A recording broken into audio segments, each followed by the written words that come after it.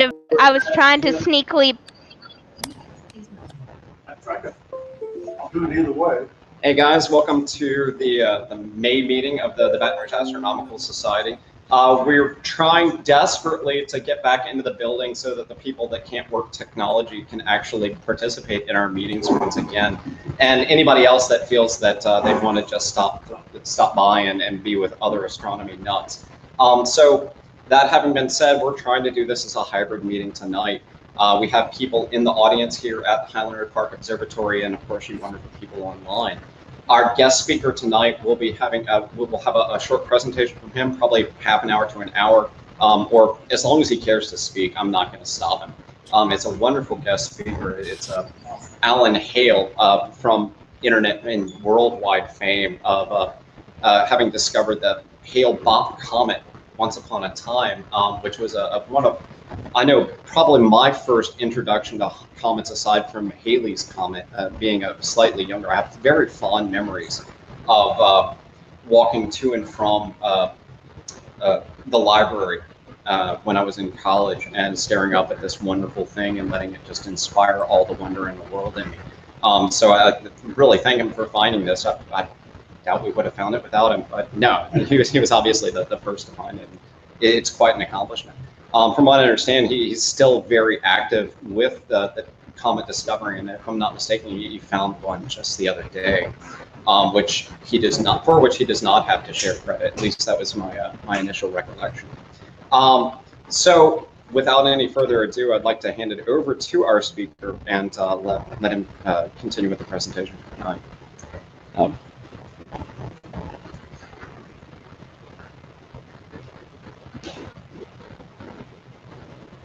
Okay, am I active? You should be active now. I'm gonna go ahead and mute my mic, and I'm gonna swing the camera around to the audience so you can see some more happy smiling faces. Okay, well, hello everyone from New Mexico. You know, I've never been to Louisiana, so I have no, other than what I see in pictures or on TV or what I read, I really have no real knowledge of your state or your part of the country. So. In the United States. New Mexico is part of the United States, believe it or not. We have that little issue all the time. Well, it is now, but yeah, it wasn't when you were first reading the textbooks. Sure. I'm No, seriously, our state magazine is put out by the tourism department, has a column called "One of Our 50 is Missing." And every month they list items where people are calling the tourism board. Do they need passports? Do they need vaccination? Is the water safe to drink? That type of thing. So we really are part of one of the 50 states, believe it or not. We're another world, but we are part of the U.S. So I think with that, I'll go ahead and get started with. I did put a PowerPoint together. I'm going to try this. I'll try the file sharing. We'll see if that works. Or screen sharing. Yes, I want to share the screen. And with that, let me go ahead and get the PowerPoint here. Play from start. You should see a blank screen from me. Do you see that? Yes. Okay, I deliberately left the first screen blank, just to let me start. Okay, most of you know me. You may or may not have ever met me personally. You know me by reputation. So I just wanted to let you know that I really am a guy. I'm a human being, and I started off just like everybody else. Does everybody see that picture, by the way? Hello. Yes. Yeah. Yep. There it is. Yeah, I see it. Good picture. Yeah. That was me at about I don't know, 2 months maybe. I started off life just like everybody else. So not any. I'm just. Yeah, I keep having to mute the audio here because apparently we're getting reverb. Okay. But I'm leaving Ben to talk for us. He's a decent fellow, and he's only wrong 50% of the time. Okay. Well, push on best we can. Like I say, New Mexico is part of we're another world, but we are part of the country. A lot of very interesting things in astronomy and space have gone on and are going on here in New Mexico. Some years ago, well, it's been about 10 years now, there was actually a documentary film that was produced on all the space activities that have gone on in New Mexico called The Land of Space and Time. Go all the way back to the 1940s and 1950s and on up to the present day, or at least the present day 10 years ago. It even has an interview with yours truly in it. When you think of New Mexico, you probably think of desert. But no. Some of it's desert, some of it's not. We have quite a few mountains in the state, and I live up in the mountains at an elevation of about 2,200 meters or 7,300 feet. This is my residence up in the Sacramento Mountains, and you will see something else in that picture that, depending on how much time you spend there in Louisiana, you may or may not have seen much of: snow. Yes, we really do get a fair amount of snow here in the New Mexico mountains during the wintertime. We even got snow about a week and a half ago. So it's part of life around here. But we also get very clear nights. That's part of the reason I hear this is a photograph that I just took. This was just camera on tripod that I took a few years ago, I guess. But that's the Andromeda Galaxy, M31, and some of the stars that are around there. I live here with my partner, Vicki. We've been together a few years now. For some amazing reasons, she still puts up with me. I've had other interests in my life besides just astronomy. I was in high school. I was on the football team. I was an offensive lineman, and there I am in my post from I think that was my senior year. I'm wearing the number 70, same number that Zach Martin wears, who's all-pro offensive tackle or offensive guard, depending on which game he's playing in, for the Dallas Cowboys, my favorite team. I'm sure I'll get a few boos about that one. But I was also a discus thrower on a track team. Wasn't really good, but I did win a couple of ribbons, and I'm rather proud of those. A big fan of music, especially rock music. That is me with both of my sons and Lizzie and RJ Hale of the rock band Hailstorm a few years ago. It helps to know the people at the sponsoring radio station and be friends with them. My sons and I were able to visit the band backstage after a concert. Wanted to know if they were related to us by any way. And after talking with them and comparing notes with them, the answer is a definite maybe. We may be related, we may not. But anyway, that was something worth knowing. Speaking of my sons, here they are.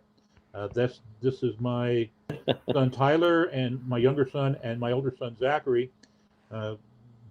I don't really get a chance to get them together very much anymore since they've gone hither and yon. This is taken a couple of years ago with Zach's then partner Karina.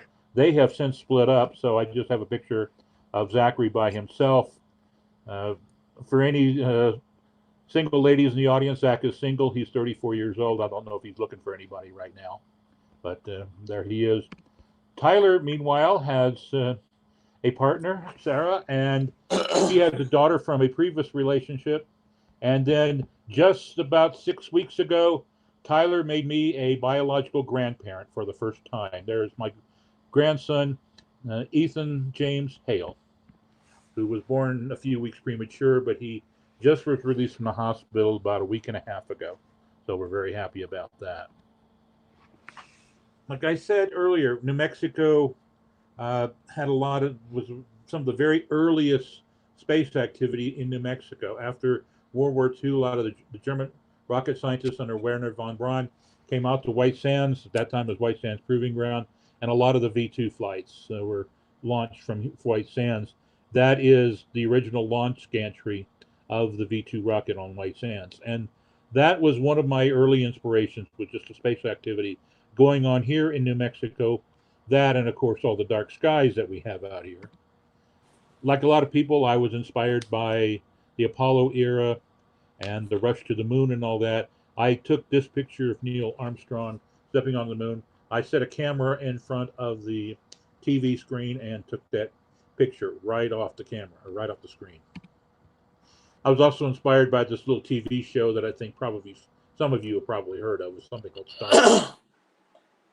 And I had this idea of exploring strange new worlds, etc., etc., etc.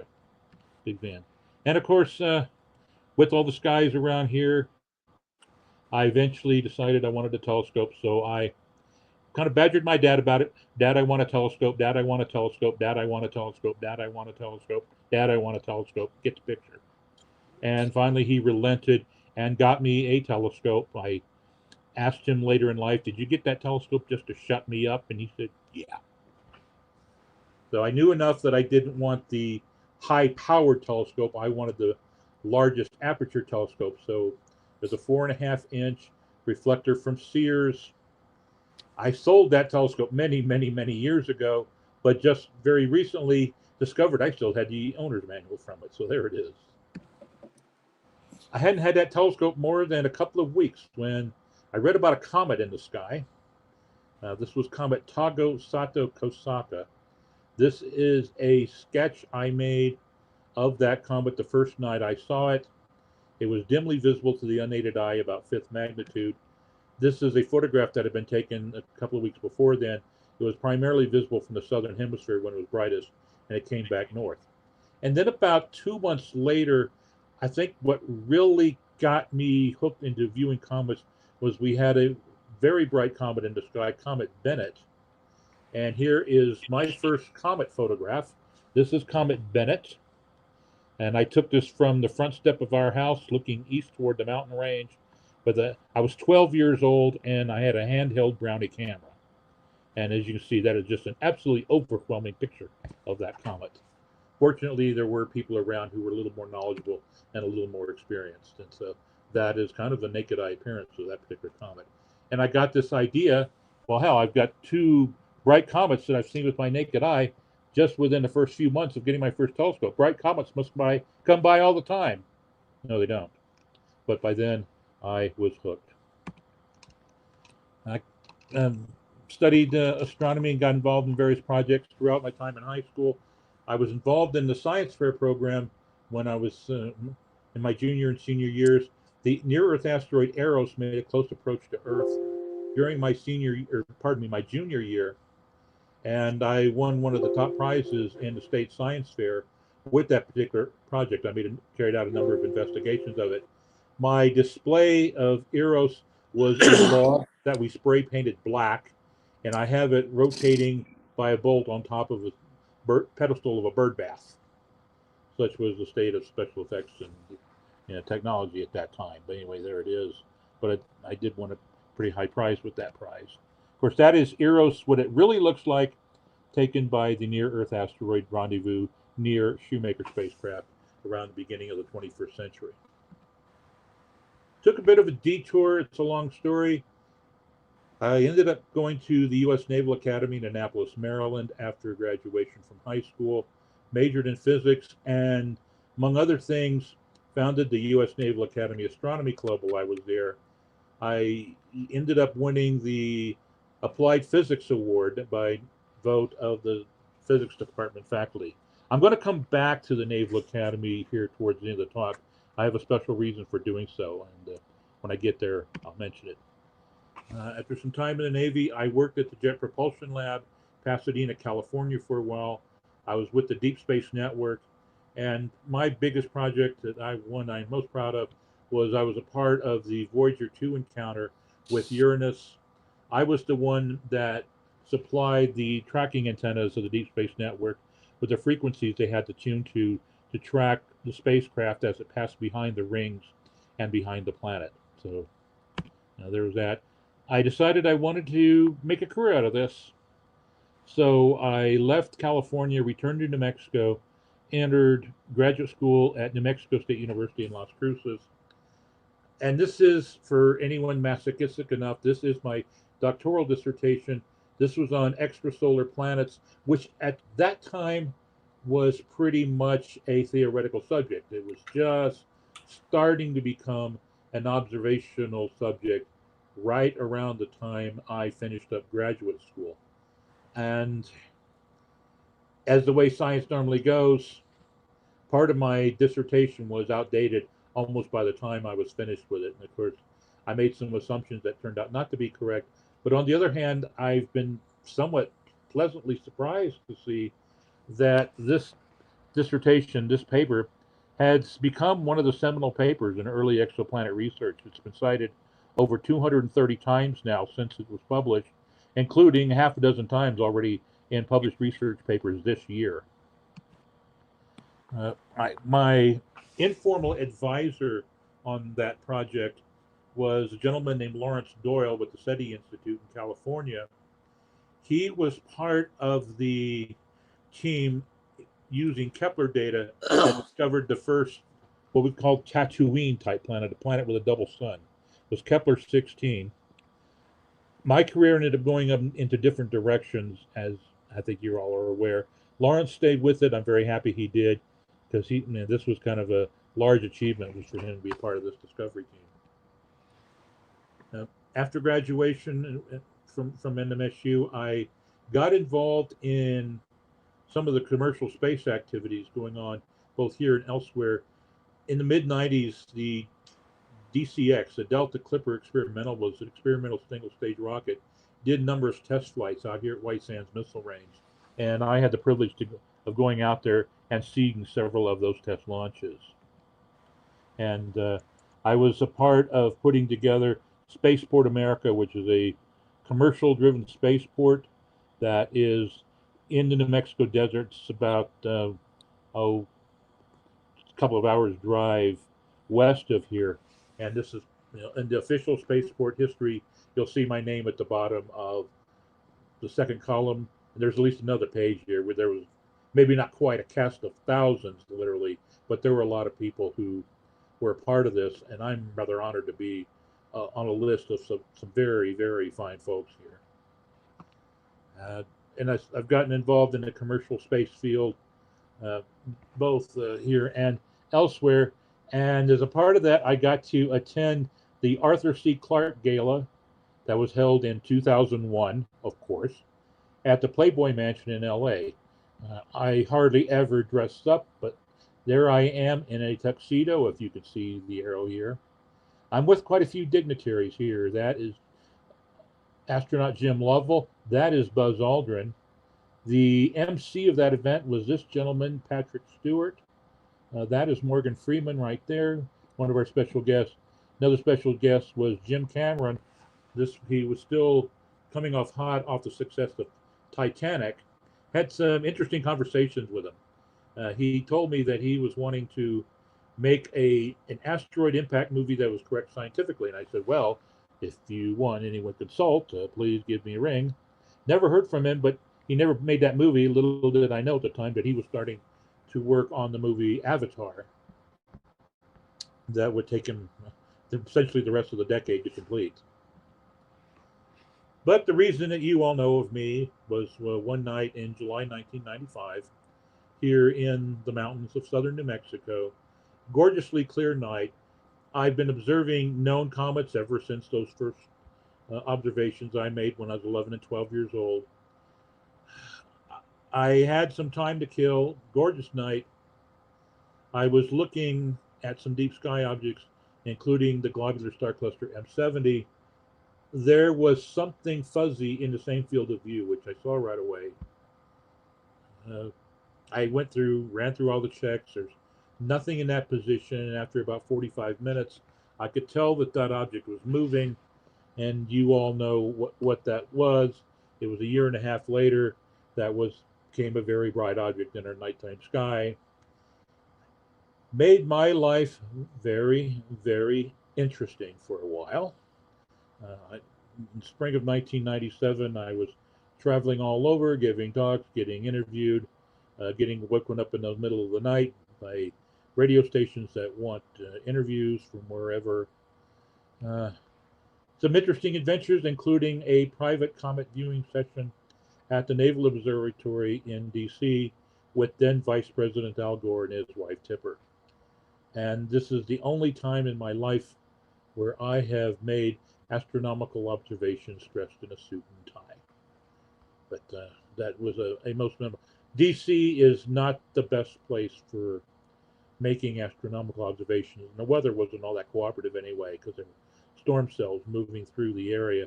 but we did get to see the comet on a handful of occasions during the course of that evening.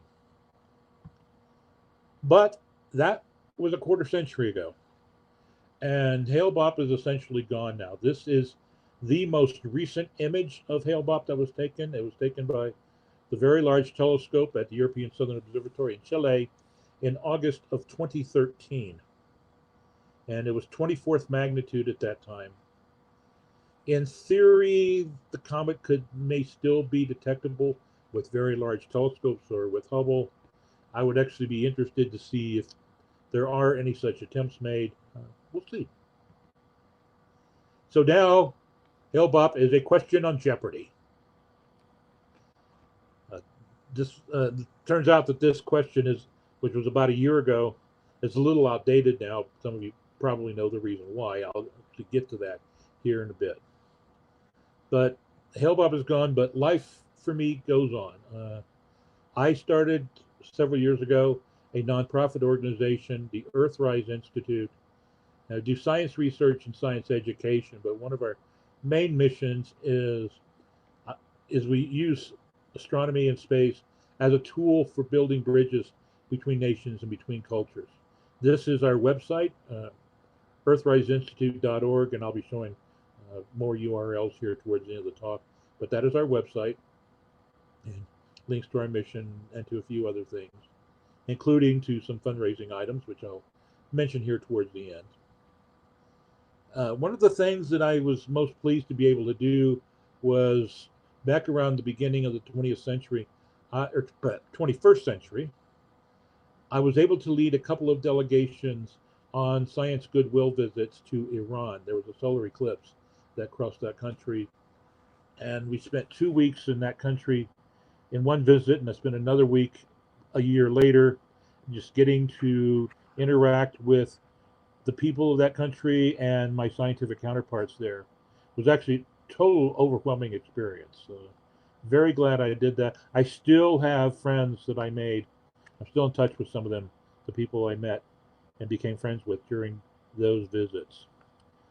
About a decade ago, I was recognized for these efforts by being a state finalist for a special Citizens Award that was given out by the U.S. Congressional Medal of Honor Society. I'm glad that I was able to be recognized for some of this work that I tried to be able to do. And I've done quite a few other projects over the years. One that I've just recently completed I did last year. 2020 was the 25th anniversary of the discovery of Hailbopp. It was also the 50th anniversary. Hard to believe it's been that long, but 50th anniversary of my first comet observation. So it was an online educational program that was on the small bodies of the solar system. And for what I mean by small bodies, I'll get to that in just a minute. You can access it through the regular Earthrise website, but I also registered the domain hailboppin.org, so you can, which is easy to remember, and you can go there directly via that URL. I mentioned that that Jeopardy question was outdated. This is the reason why. We did have a bright comet that came in the middle of last summer, Comet Neowise. And this is a photo I took of Comet Neowise. This is when it was in the morning sky. I do not have a good horizon in that direction from where I live. And I had to drive about an hour east of here to get that good horizon. And it was just an absolutely gorgeous sight in the morning sky, and then became a stunning sight in the evening sky a little bit later that month. I was hoping to get a good image of Comet Neowise on the 25th anniversary of Hailbopp discovery. July happens to be the rainy season in these parts, and sure enough, we were clouded out on the anniversary night, but it was clear the previous night, and I did get some good photos of Comet Neowise on that particular night. So anyway, there it is. Small bodies are not just comets, but they are asteroids. For example, this is the large main belt asteroid Vesta that was taken by the Dawn mission that visited that object about a decade ago. This is Mars's moon Phobos, which is probably a captured asteroid, imaged by the Mars Reconnaissance Orbiter that's in orbit around the planet Mars. It's meteors, meteor showers. many which come from comets, meteorites, which are broken off pieces of asteroids. It's the dust that's in our solar system. This is the Zodiacal Light, and this is kind of the ultimate in small bodies. But again, since all this dust, a lot of it does come from comets, it's tied up into that overall subject. And the modeling of dust streams within the solar system is quite a study in itself. You will recognize a name there in the lower right corner. This is a gentleman who was a graduate student at Imperial College London back in the early 1970s, and he was a graduate student working on modeling the interplanetary dust streams as a part of his PhD thesis. He was also played lead guitar for a local rock band, and that rock band started to make it big, and to the point where he had to leave his studies for a while. He left his studies for about 3 decades while his band made it big, and he made lots of money. And then he came back after a hiatus of 3 decades and finished his doctoral dissertation, and is actually actively involved in research in that subject now. And I lifted this particular image. This is from his PhD dissertation. So why do we study these things? Well, there's a number of reasons. One is it is from these small bodies that we believe that the planets in our solar system formed, and thus not just planets in our system, but planets, other planetary systems as well. And it was through this process that a lot of the raw materials for life on Earth were delivered to our planet: water, organic materials, and so on. So we are here as a result of those small bodies. This process is still going on. It's not at the rate that it was back in the early days of our solar system, but there are still objects that pass by close to Earth, these leftover planetesimals, as we call these objects. And every once in a while, they strike us. And even though that may have been a good thing way back when because of the delivery of the raw materials, it's not such a good thing now. It certainly was not a good thing for the dinosaurs 65 million years ago. And it would not be a good thing for us if this were to happen again. So we have all the surveys going on right now looking for these objects. We've identified most of the large objects in the inner solar system, and nothing presents any kind of potential threat anytime within the near term and intermediate term foreseeable future, but there's always something to be watched of. And then there are the smaller objects that occasionally do strike Earth. And if you want a reminder of that, just talk to the people in the Russian city of Chelyabinsk when the object that struck there 8 years ago. Another reason that these objects are so interesting, this is actually kind of my favorite reason, is that these possess resources that we could use here in our society, in our civilization here on Earth. It's what we say an engineering problem, which means that physically it's possible, but the engineering involved is rather complicated. There's the engineering issues, there are the economic issues, there are legal issues, and so on. But I firmly believe that if we are to expand out into space, then this is something, eventually a process that we will have to get underway. There have been a few companies that have been formed to examine this. One of these was a firm called Deep Space Industries. And in interest of full disclosure, I was recruited to be on the advisory board for DSI a few years ago. That company has now since been bought out and is no longer actively pursuing it. But I did think they had some interesting ideas. So now that IS-20 is over, what am I doing now? I'm expanding this to get educators and students more personally and directly involved.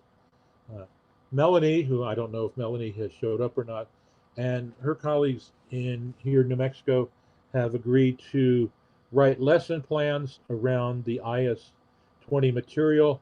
I look for additional help with that. mean, I'm not an educator per se. I am a scientist. I have on the Earthrise website something that I call the Comet Resource Center. For now, it has been based a lot around my own activities, but I'm going to start de-emphasizing that and go towards more of a global encompassing approach. So I actually solicit suggestions there. I am collaborating with the Las Cumbres Observatory. They are a global network of automated telescopes built at some of the top observing sites around the world. Dr. Edward Gomez, who's featured in the picture here, and I directly collaborate all the time. And he has offered to work with educators. I introduce educators to him, and then I step out of the way. I prefer not to be a middleman. I'll facilitate the contacts and then let Edward work with the educators directly. I've been using the LCO telescopes now for about 3 to 4 years. I take, a lot of times I just kind of take pretty images. This was a conjunction of two separate comets about a year and a half ago. I noticed these two comets were passing close to each other. I thought it'd be cool if I could get the images of the two in one image, and I did. This is the brightest comet in our sky right now. This Comet Atlas C/2020 R4. That's currently about 10th magnitude in our evening sky. I took this image about 2 or 3 nights ago. This is a comet that is on its way in. This is Comet Leonard right here. It was discovered back in January. It will be closest to the sun in January of next year. Comes fairly close to Earth right before the end of this year, and has the potential at least to become visible to the unaided eye. I've been following it really almost ever since its discovery. I took this image about a month ago. It's brightening, albeit for the time being rather slowly, but it is getting there. This is a main belt asteroid. I'm going to kind of go back and forth. If you look just above center, you'll see an object kind of going back and forth there as I blink these. That is the main belt asteroid 4151 Alan Hale. Yep, I have friends in high places, and it's been almost 3 decades now, but I had an asteroid named after me. And there it is. And so it was at opposition a few months ago, and I took these images of it while it was there. Someone mentioned that I had a discovery here recently. It was not a discovery, it was a recovery of an expected periodic comet, Comet 15P Finlay. And this comet returns about every 6.5 years. And I used the couple of the telescopes of Las Cumbres Observatory to try to recover it. I've been trying ever since early this year. Finally, a month ago, I got it on some images, both with the LCO facility at Cerro Tololo in Chile, and then I confirmed it a few hours later at Sighting Spring. There it is right there. I was the first person to record the comet on this year's return, although someone else got it a day later. But by virtue of that one day, such as it is, I do get credit for that recovery. The comet has brightened quite a bit in the last month. This is an image that I took just about a day and a half ago from Sighting Spring. This is a stack of 3 exposures, a total exposure time of 15 minutes. This is a 3-minute exposure. Comet has really brightened. I thought it might be worth trying to observe visually, so I was up this morning, and sure enough, it is detectable visually at about 13th magnitude. It's still 2 months away from perihelion. It may get to 11th magnitude or even brighter here over the next 2 or 3 months. This is the asteroid Apophis. When it passed somewhat close to Earth about 2 or 3 months ago. This one has generated a lot of publicity because in April, specifically April 13th, 2029, Apophis passes close to Earth within the orbital distance of geosynchronous satellites. There is no possibility of a collision with Earth, but that's still a very close approach. Unfortunately, the closest approach will not be visible from our part of the world. If you're over in the Eastern Hemisphere, like Africa, That's where you will be able to get the best views. For what it's worth, April 13th happens to be a Friday. One other activity I would really like to be able to get students involved in, I'd like to get students involved in all these kind of activities. This is an image that I took with my own imaging system a number of years ago. You recognize the Crab Nebula. The object that's arrowed is Comet Veal 2.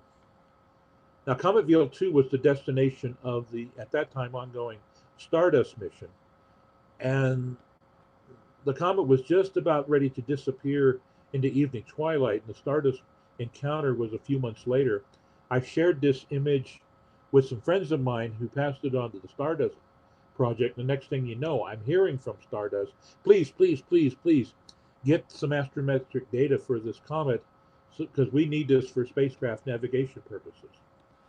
So I was pleased to be able to help in the success of the Stardust mission by doing that.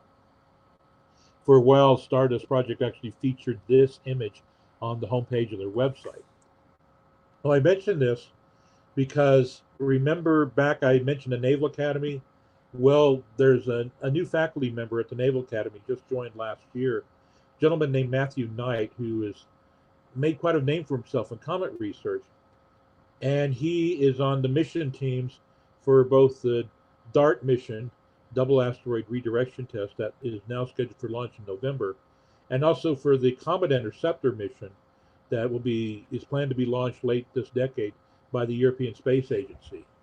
And I think it would be wonderful to get students involved in doing support for these missions, because there's a lot of work that can be done if we could do that. And thanks to him, I think we can have some contacts into these missions. There are various other spacecraft missions also that are either underway or will be getting underway within the not too distant future to the small bodies of the solar system. Comet Interceptors is designed to kind of just sit out at the Earth-Sun L2 point on the other side of the moon and wait for a comet to come along, a long period comet. Since we don't have a lot of lead time, if we just have the spacecraft sitting there waiting for a comet to come by, we can then direct the spacecraft to it. There is some hope that not only would we be able to do a long period comet, but an interstellar comet, like Comet Borisov, the interstellar comet that passed through the inner part of the solar system about a year and a half ago. This is an image of Comet Borisov that I obtained with the Los Cumbres Observatory telescopes. Another project that I just decided would be worth mentioning, this is a citizen science project run by the SOHO team, the Solar and Heliospheric Observatory. I saw that one today. Yes, it did, and that's why I showed it. We had SOHO has detected over 4,000 comets since its launch in the mid-1990s, including a very bright sun-grazing comet that has been visible for the last couple of days. And as you see, this image was just taken within the past 24 hours. So there it is. I've been engaged in a project so far unsuccessfully. It would be really cool to be able to image one of these comets during a total solar eclipse. I have collaborated with the SOHO project to try to do this, but the timing has to be almost perfect.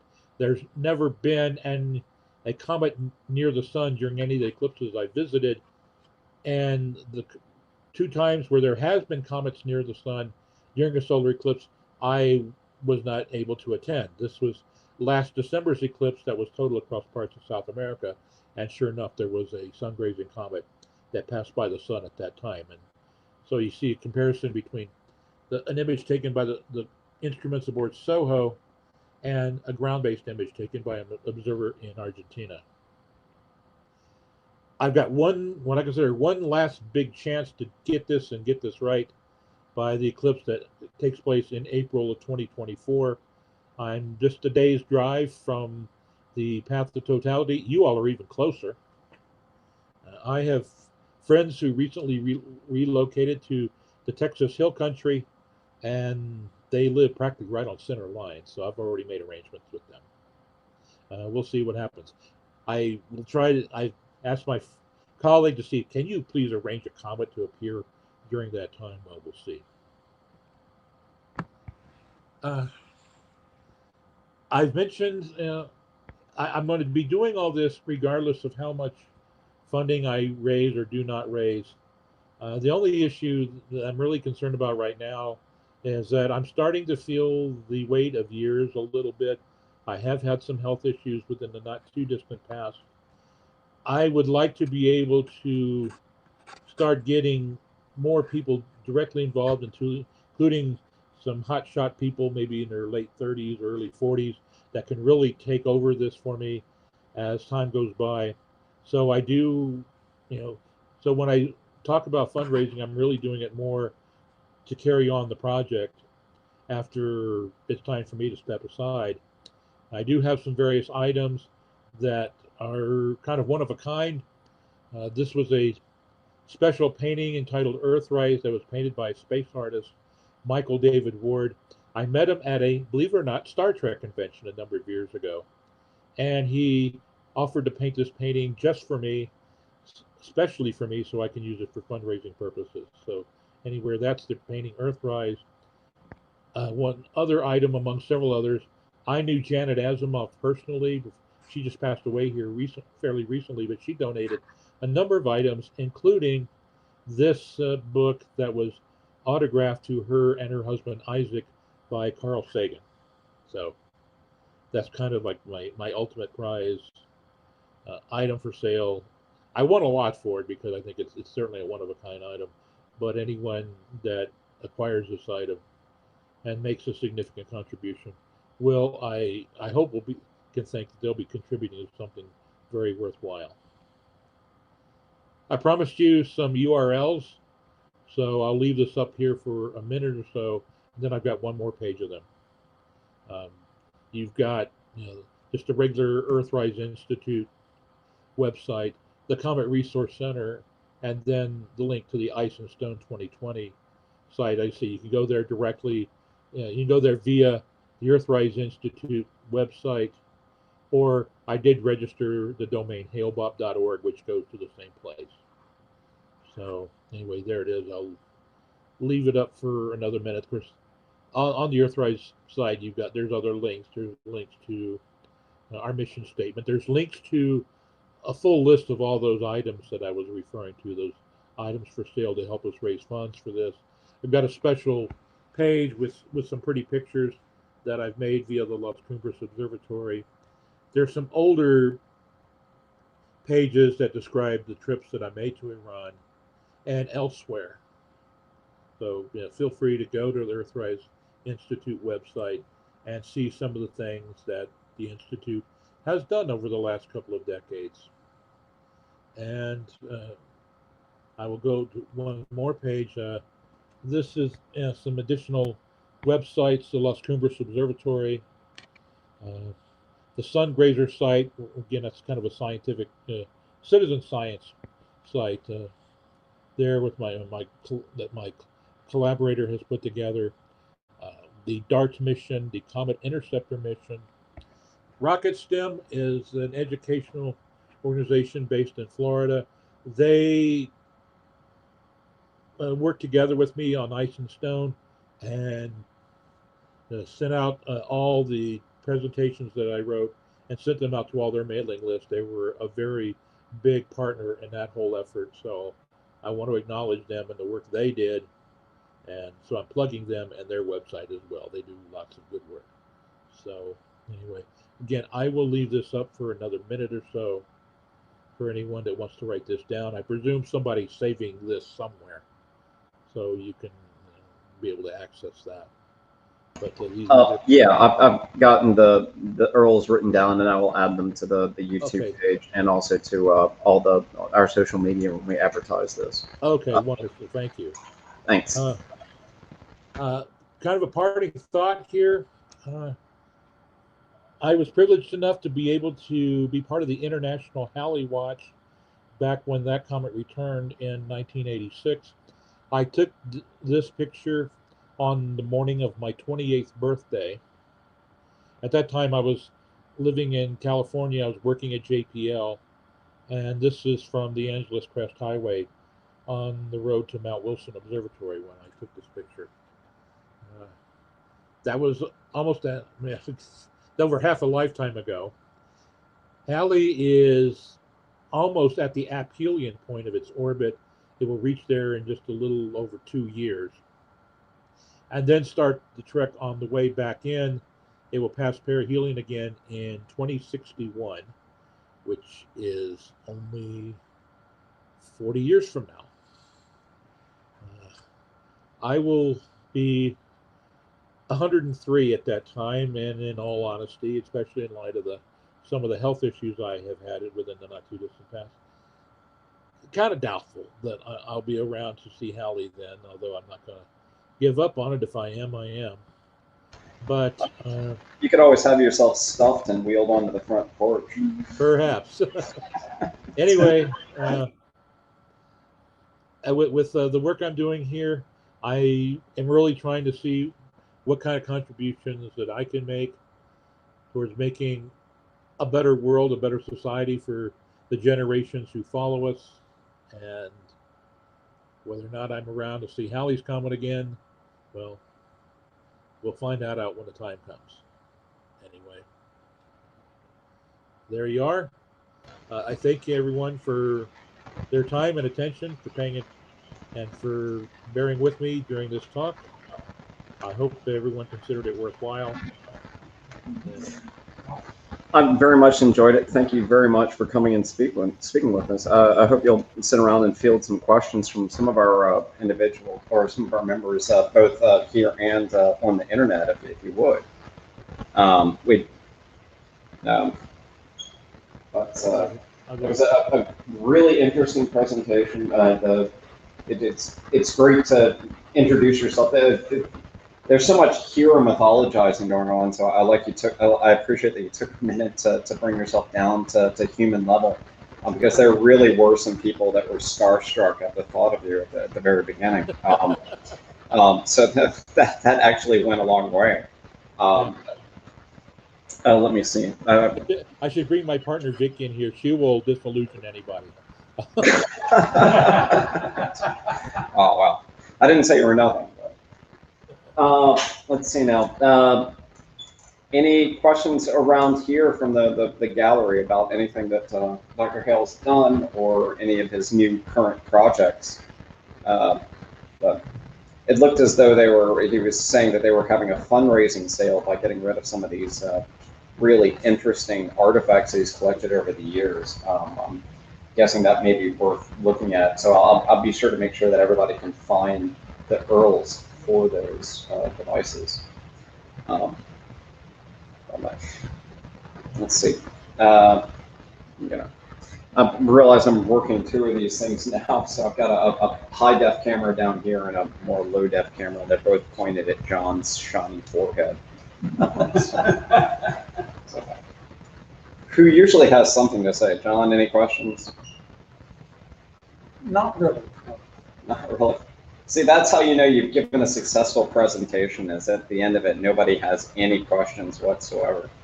Either that or I bored him to tears. I don't have a question, but I do have a comment. When I found out this presentation was going to be done by you, I was like, because my memory of Hailboppin is me staring up at the sky and my father physically having to pick me up and take me back inside to go to bed because I didn't want to stop looking. And every comment I've seen since then, I'm like, And yeah, it's been a long time since my version of that is walking to class and not wanting to go in and do my homework. Because I just wanted to sit there and stare at the comet and the beautiful colors. My God. I mean, they said that the comet that we had just this past summer, Neowise, was a firm comparison to what Hailboppin was, but it was a good comet, but it was mainly a good comet because it's been 20 years. The colors on Hailboppin were just so fantastic. What I tell a lot of people, and I guess this depends on how if you were able to view it from dark nights or not, is that a lot of people probably got better views of Hailboppin than I did when it was brightest, because when it was brightest, I had to be the famous guy and going and giving talks in all the major big cities. And Hailboppin just not that impressive. It was visible, but just not impressive. Be downtown New York or LA or DC or places like that. Yeah, I happen to be in rural Virginia, which was still very rural at the time.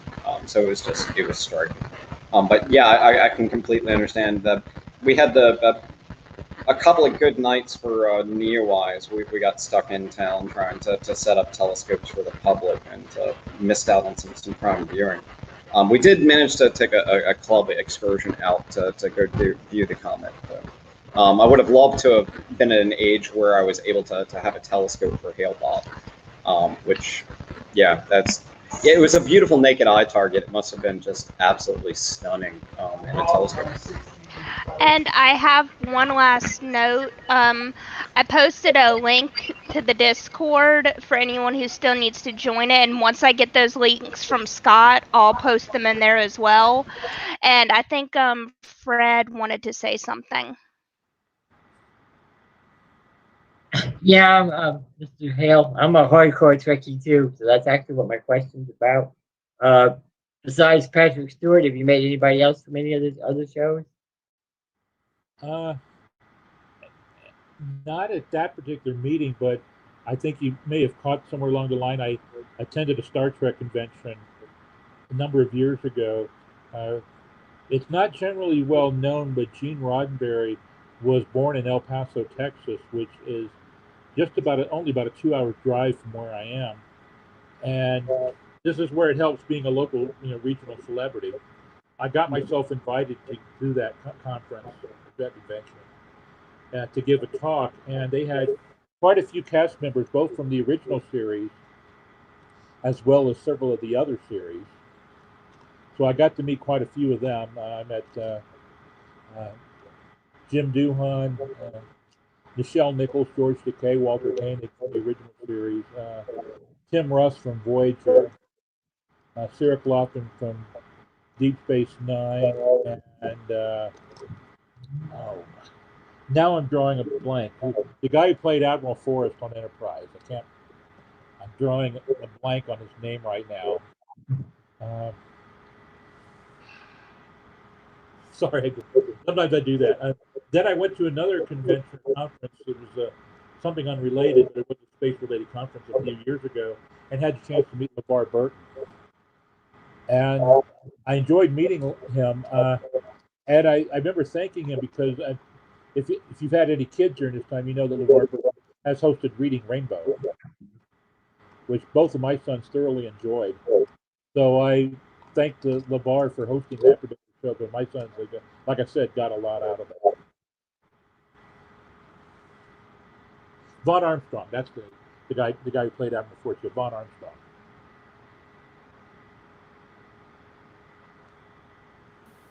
I guess the one thing I'll say is, as someone who's done some of the Astronomical League comet sketching, I appreciate seeing some of your sketches as opposed to seeing the astrophotography of it. Has your perception of that kind of observing changed over the years? I still do a lot of that. I don't know what scientific use it has. I do it kind of, I won't necessarily say just for my enjoyment, but it's kind of a record for posterity. I still do a lot of visual brightness measurements. Like I mentioned this morning when I was observing Comet Finlay, I made a full brightness measurements of its brightness, size, and so on, and have posted it. And I have the feeling that that stuff is still useful information to the people, the scientists who take that data and analyze it. The images I took, you can use those for photometric purposes, for astrometric purposes, and so on. So, as far as I know, yeah, both the visual work and the imaging work do have scientific uses. The sketches I do, maybe not, although it does kind of train the eye to see interesting details. details in the coma, details in the tails, but there are tails. A lot of comets don't have observable tails to speak of, but some of them do.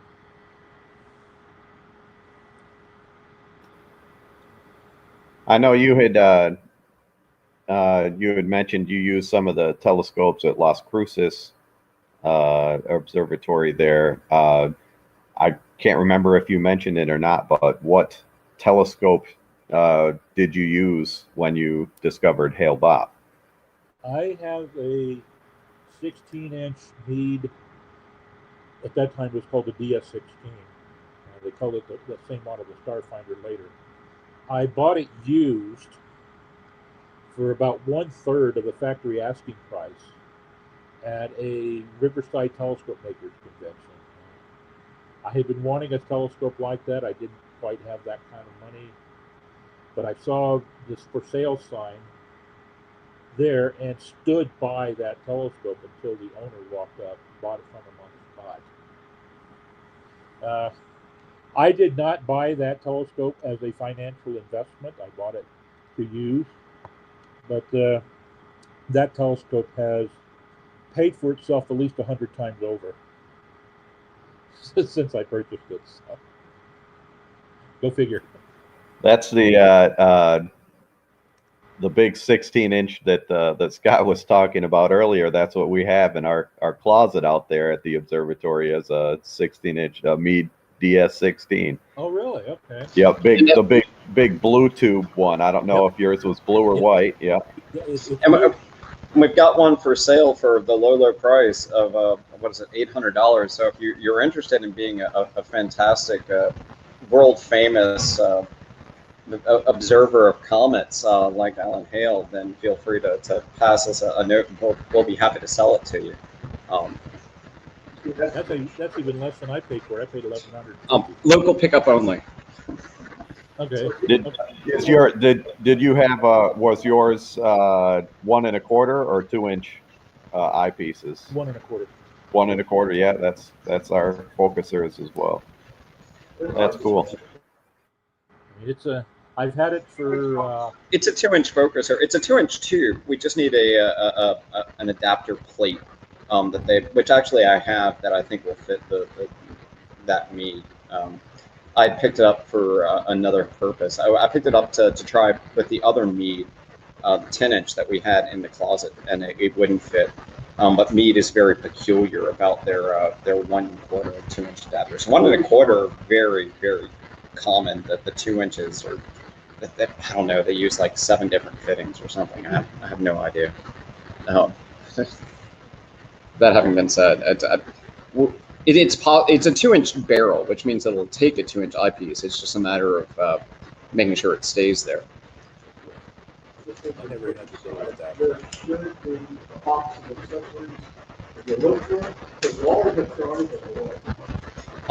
I'll look through them again. I didn't find one when I was looking for it.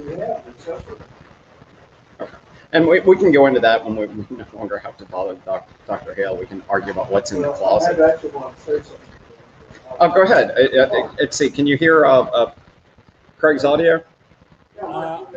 Not really. I can Very interesting that you had gone out to the secret. Craig, come up here and speak. I think there's a little bit easier to.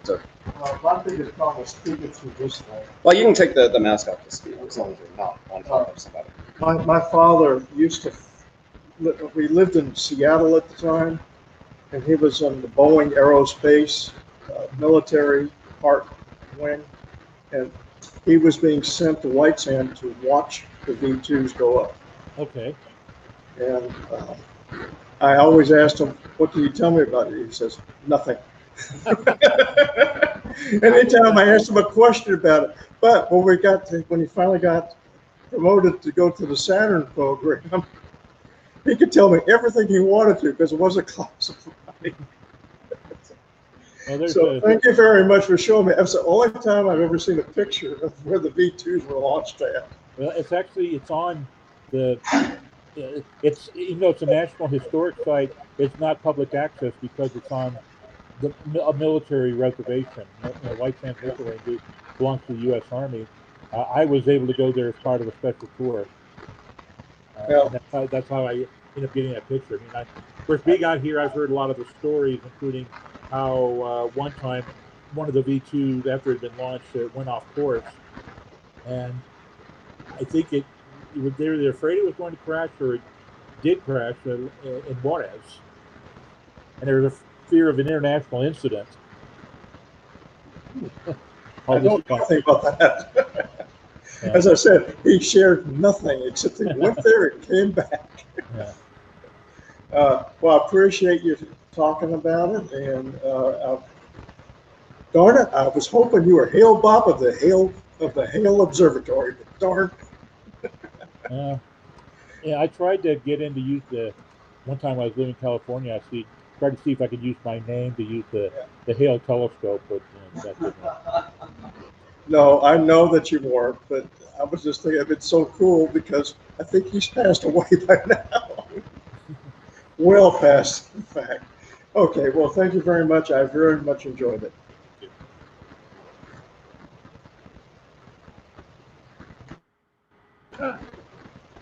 Okay. Do we have anybody else that has comments, questions, concerns, criticisms? Why don't you come on up here and yeah, you have to go. Well, I mean, this is a camera too, but yeah, the microphone is the issue. Yeah, it's Chris. I have a DS16. I bought mail order in 1980s, and I was living in Houston when Hailboppin came by.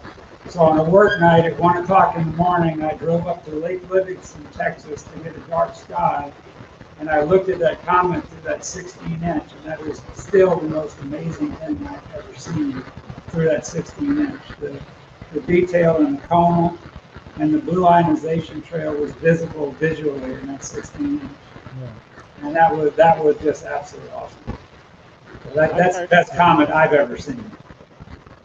I admire anyone that transports that telescope and sets it up. And it was hard. I have done that on a few occasions.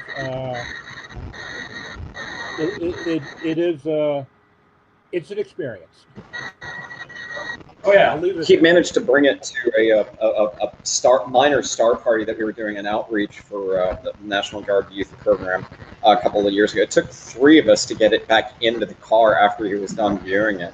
I think he and Annette may have gotten it out by themselves. We did. But yeah, it took a full 3 of us to make sure the thing was positioned and put back properly. Probably the last time. Thank you. I really enjoyed your program. Thank you. Well, if you're going to give it to us, find a buyer first. Either that or my big joke has always been that if you've got 2 identical versions of that telescope, you can make giant binoculars. I know exactly why you can't do that with the reflectors, but I still like to think that it would be fun to try. Once you get the backspacing right, it's possible. We might have to cut into the tube to get it done, but we can get it done.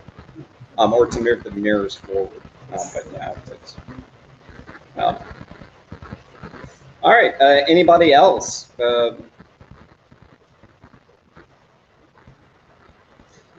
Well, we really do appreciate your time. Thank you so much for coming. Yes, thank you so much. It was a wonderful talk, and we hope that. Yep. Nope. Forrest, are you trying to say something? Let me take this off speaker here. Yep. It was we hope that part of your debt to Melanie has been paid. We know she paid a dear price to have you come in and join us tonight. And then she skipped out on it herself.